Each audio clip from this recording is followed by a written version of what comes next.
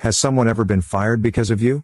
1. Yes, I ordered a laptop. After a couple of weeks, I wondered why it hadn't arrived. I queried it with the vendor, who said their records showed it had been delivered, and that I'd signed for it. Obviously, I hadn't. I asked for the delivery proof. They sent me a photo. It wasn't my signature, or anything close. I sent them a photo of my license and a hotel bill that showed I wasn't even home on that day. Then it got even more bizarre. In the hallway, I found a card. It had fallen such that it was trapped between the skirting board and the edge of the carpet, and we'd not noticed it at first. It said the laptop was under a tarpaulin in the garden, which it was, on top of some firewood. Fortunately, it hadn't suffered any harm from the weather. I reported this back and the vendor told me that the courier company had fired the driver. Apparently this wasn't a first offense. 2. I was 6 or 7 years old. Typical day in elementary school. If I recall correctly, I believe I was one of 2 Asian kids at the time. Lunchtime comes around and I grab lunch before I sit with all my friends. Few minutes after sitting down and I'm laughing with the kids at my table, all of a sudden one of the women watching the lunch area comes by and shouts, "Why are you sitting here? You don't belong here," and proceeds to knock my tray off my table. She then grabs me by my arm and drags me to a table with nobody on it. Mind you, all my friends watch in shock as this is happening. I end up with a peanut butter sandwich feeling completely alone and confused. This was my first experience with racism,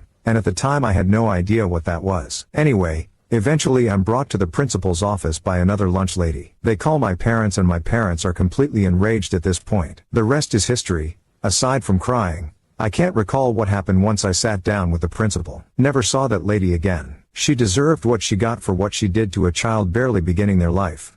3. Yes, I worked for a financial call center. I excelled there and loved my job. I was there for nearly 3 years and during the last 6 months my attendance suffered greatly. I had pain from a hernia and had taken time for those occasions and had repair surgery, so I had STD for that. I was also going through a very bad divorce and the emotional distress was so extreme that I couldn't eat or sleep. I worked odd hours of the night because I was working during UK operating hours and by the time I would finally fall asleep, I'd have to be up 2 hours later. My manager knew all of the issues impacting me, yet, never thought to look into how to help my situation at work. Being an exemplary employee, I was one day called into HR and was terminated. I later found out that I could have taken another short term for stress, and had I been informed sooner, it could have saved my job. I explained these things to HR, but it was too late. Apparently, my manager had become intimidated by me and the success I achieved in a short period of time and didn't want to help me. I learned. After my termination and the walk of shame, being escorted out, HR summoned my manager to discuss what I had to say. That woman began text messaging me, upset that I would place any kind of blame on her. I told her that I was no longer an employee and to stop messaging me. She still messaged me. Next day, I contacted HR about her harassment of a non-employee and she was terminated. Instant karma.